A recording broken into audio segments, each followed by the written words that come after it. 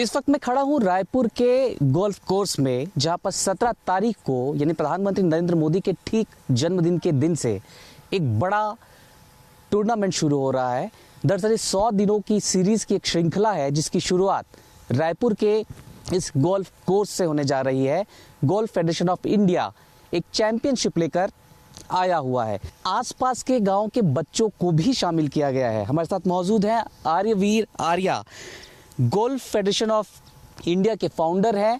और इस टूर्नामेंट या इस चैंपियनशिप के पीछे की भावना क्या रही, तमाम विषयों पर उनसे बातचीत करते हैं। 100 दिन की सीरीज होगी, क्या कार्यक्रम ओवरऑल होने वाला है?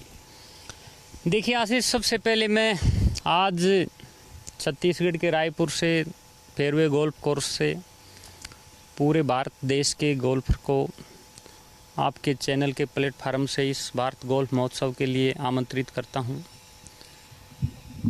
और इस टूर्नामेंट के विषय में मैं आपको बताता हूं। ये गोल्फ फेडरेशन ऑफ इंडिया की एक सीरीज है जिसका नाम है भारत गोल्फ महोत्सव। ये 100 इवेंट की एक सीरीज है जो 17 सितंबर से और 12 जनवरी के बीच में ये ड्यूरेशन में ये सीरीज होगी। माननीय प्रधानमंत्री जी के जन्मदिन पे इस सीरीज की ओपनिंग होगी सोशल ऑब्जेक्टिव के साथ, और यूथ डे पे स्वामी विवेकानंद जी के जन्मदिन पे इसकी क्लोजिंग सेरेमनी होगी। तो ये 100 इवेंट की एक सीरीज है और जो कि रायपुर से शुरू हो रही है। और इस महोत्सव में गोल्फ के साथ साथ बहुत सारे सोशल ऑब्जेक्टिव पे काम किया जाएगा। जैसे आप आज के दिन हमारी व्यक्तिगत नहीं सामाजिक समस्या है एंटी ओबेसिटी। एंटी ओबेसिटी के विषय में हमारे काउंसलर, हमारे स्पीकर स्पेशल यूथ को बताएंगे कि वो हमारे लिए कितनी घातक है।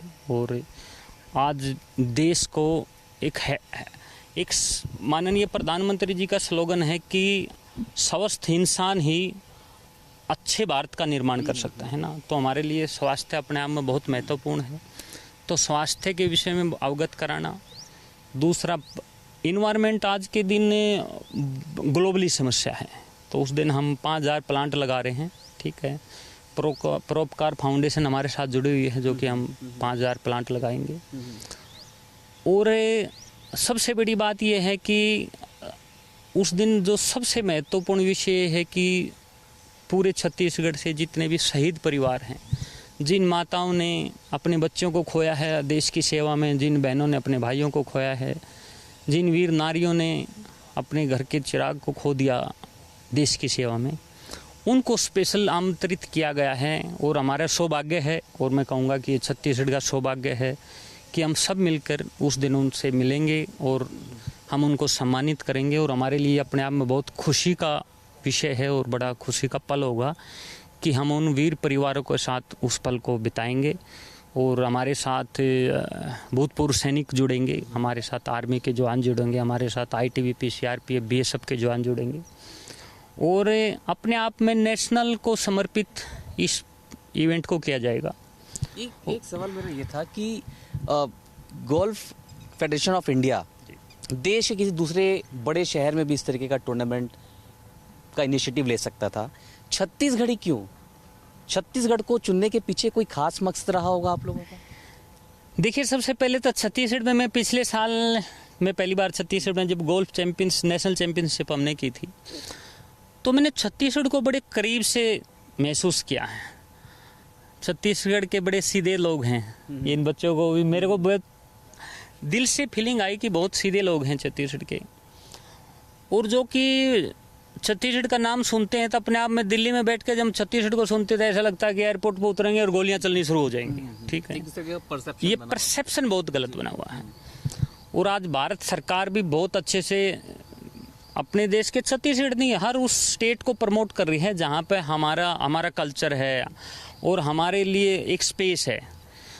और स्पेशली हमारे स्टेट के माननीय फाइनेंस मिनिस्टर OP चौधरी जी ने हमारे को पिछली बार इवेंट में हमारे साथ चीफ गेस्ट थे और उन्होंने उसी मंच से हमारे को आमंत्रित किया था कि आप दोबारा, मैं आपको बुलाना चाहूँगा कि आप छत्तीसगढ़ में इस इवेंट को दोबारा करें और हमारे लिए बड़ी खुशी का पल होगा। तो ये आप उनका निमंत्रण भी हमने उनके निमंत्रण को भी आप हमारी तरफ से मान सकते हैं कि हमारे को बड़ा अच्छा लगा। और स्पेशली ये भी मान सकते हैं व्यक्तिगत रूप से मेरे को छत्तीसगढ़ के लोग बहुत अच्छे लगते हैं। और मैं चाहता हूँ कि छत्तीसगढ़ को लोग, पूरा देश, पूरी दुनिया छत्तीसगढ़ की विशेषताओं को बहुत करीब से जाने और छत्तीसगढ़ को ऐसे ही मन से महसूस करे जैसे मैं महसूस करता हूँ। गांव से गोल्फ थीम भी आप लोग लेकर आ रहे हैं। गोल्फ को लेकर कहा जाता है कि रईसों का ये खेल है। गांव से जोड़ने के पीछे का मकसद क्या रहा? कोई इसके पीछे कोई नया initiative golf federation of India शुरू कर रहा है? एक्चुअली में ये गलत है कि गोल्फ अमीरों का गेम है।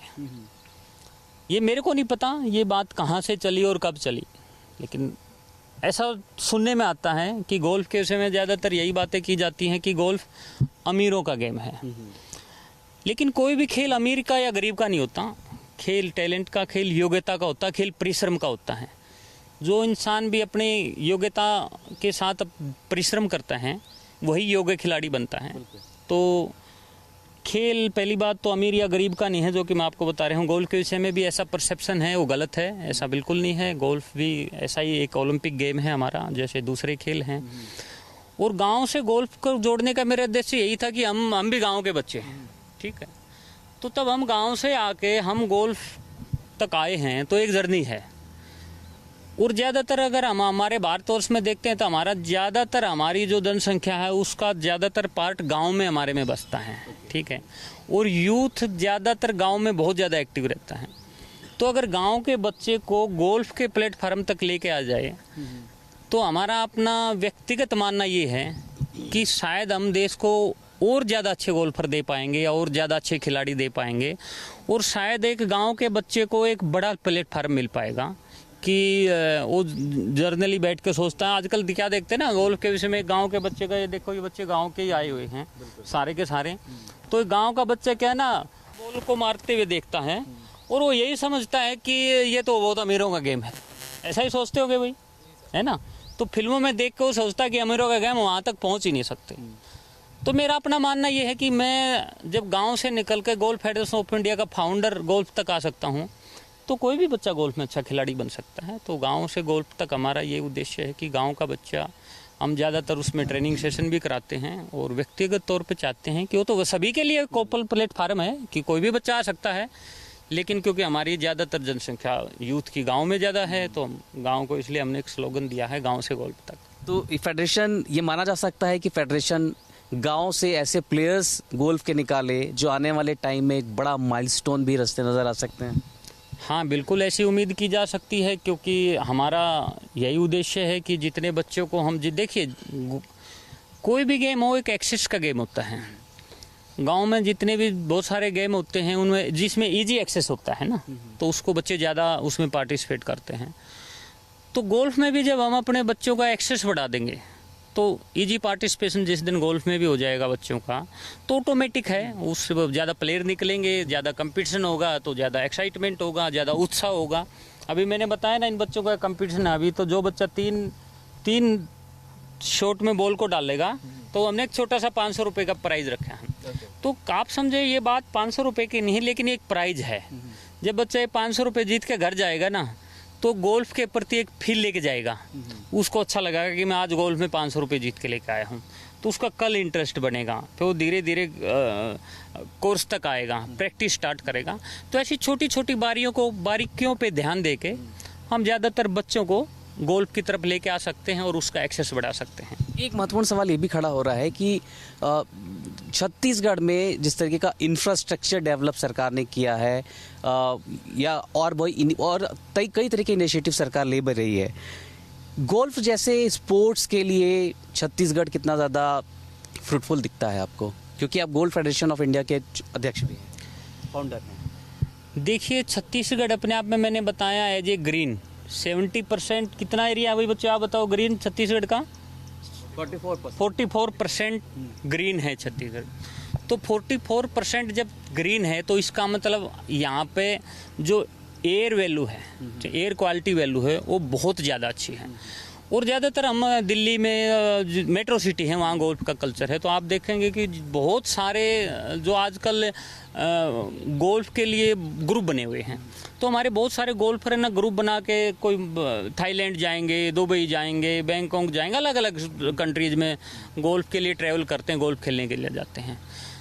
तो मैं ऐसी उम्मीद करता हूँ क्यों ना वो रायपुर आएँ, जो चीज़ें वो इतनी ट्रैवलिंग करके फॉरेन में जाते हैं, वो सब चीज़ें तो मैं रायपुर में महसूस करता हूँ। ठीक है, इतना अच्छा एनवायरनमेंट है, इतना अच्छा गोल्फ कोर्स है, इजी टू मूव है, आपके नज़दीक सब कुछ, नज़दीक में इतनी अच्छी अच्छी वाटर बॉडी है। और सबसे बड़ी बात, गवर्नमेंट बहुत ज़्यादा सपोर्टिव है। गवर्नमेंट चाहती है कि यहाँ पे टूरिज़्म बढ़े, यहाँ पे फॉरेनर आएँ, यहाँ पे इंडस्ट्रियलिस्ट आएँ, यहाँ पर हमारे बच्चों को ज़्यादा से ज़्यादा सीखने का मौका मिले।